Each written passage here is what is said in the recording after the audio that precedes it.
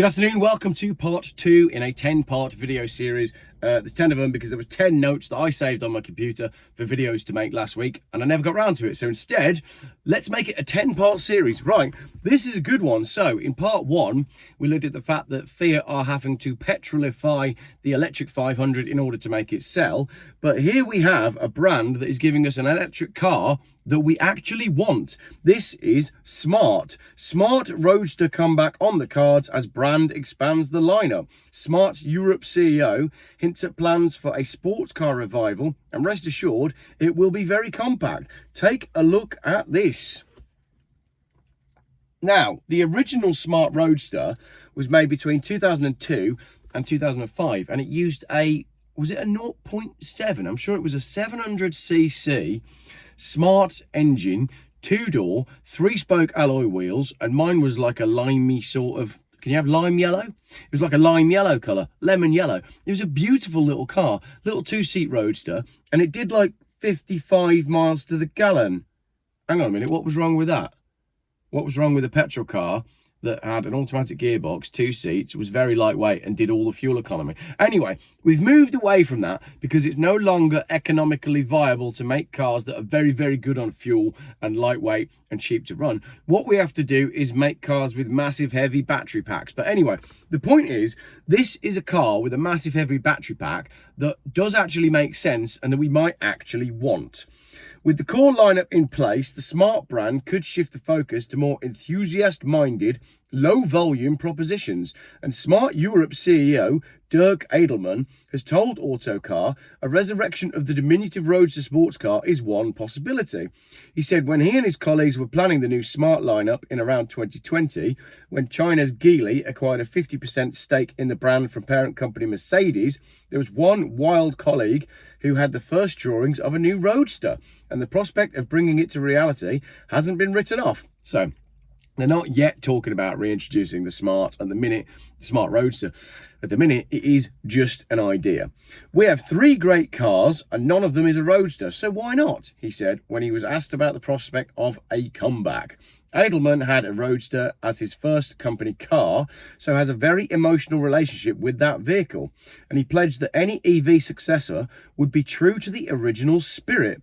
If we do a Roadster, rest assured it'll be very compact for a 2-seater. So what he's saying is, if they are actually going to make a Smart Roadster, they're going to do a proper job of it. Not like Ford when they relaunched the Mustang name and the Capri name and the Puma name. So it seems like this could be an electric car that we might actually be interested in.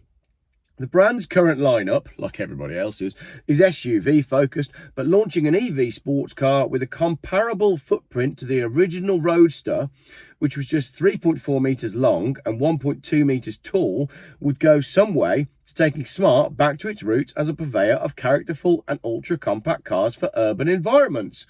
Brilliant. So if they're going to make the dimensions fairly similar to the original, this could be a really cool car. It would contrast markedly to the Smart No. 5 flagship, which at 4.7 metres long and 1.7 metres tall is almost as big as a Land Rover Defender 110. I've got to tell you something. I don't know what a Smart No. 5 is. That car has completely passed me by. I've no idea. In the opening paragraph, it says, the brand now sells the No. 1 and No. 3 SUVs in Europe. SUVs from Smart? How have I missed that? Are you aware of that? I've got no idea that Smart actually make SUVs. Anyway, Edelman told Autocar the brand's positioning is less related to the size of its cars and more about their unique design and positioning, which is a shame because originally the whole thing of a Smart car was that you could park it nose on in a space that you'd normally parallel park in. They were tiny, tiny city cars, and they were incredibly popular when they came out. But now, like anything, the Smart name is really just about branding, same as the Mini, which is no longer Mini. Smart is always unconventional, and I think this is what we again have shown with the No. 5 that we haven't seen. Nobody expected that from us, and nobody expected the No. 1 from us, which again we haven't seen, which is also for a Smart, a rather big SUV. And nobody expected a coupe from us, but also if you look 20 years back, Nobody expected the crossblade. Do you remember the Smart crossblade? Now that's one that I can picture. Very, very cool car. He added, referring to the outlandish speedster version of the 4.2 the Smart launched in 2002.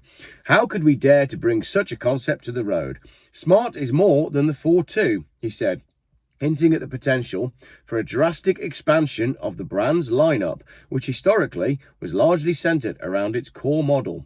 So basically, when a brand gets purchased by... There's no comments on that one that I can read, sadly. Just lots of spam adverts. Really difficult to read articles these days, isn't it? Because if you see an article that you want to read, you click it, then you've got to cancel all the cookies and manage all your preferences. And then 8 seconds later, after it's loaded up all the adverts on the page, it then pops up with a do you want to subscribe to the newsletter? So you have to click that off. And then it pops up again saying, would you like to get notifications from the page? So news articles now are getting, I mean, basically it's more enjoyable to watch somebody on YouTube go through all that and explain it to you than it is to read the article to yourself, because it's easier.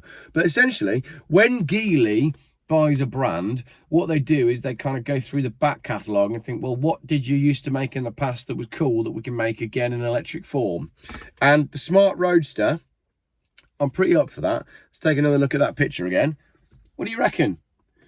The thing is, though, it'd need to be cheap in order for it to be cool, and it would need to have decent range, and it needs to be lightweight. And all of those three things are quite difficult to do with an electric one. So I've got an idea. You know that 1 litre petrol engine that Fiat were talking about putting in their EV? Why don't you go and have a word with Fiat and give us that design with a 1 litre turbo petrol engine? It'd be brilliant. Thanks for watching.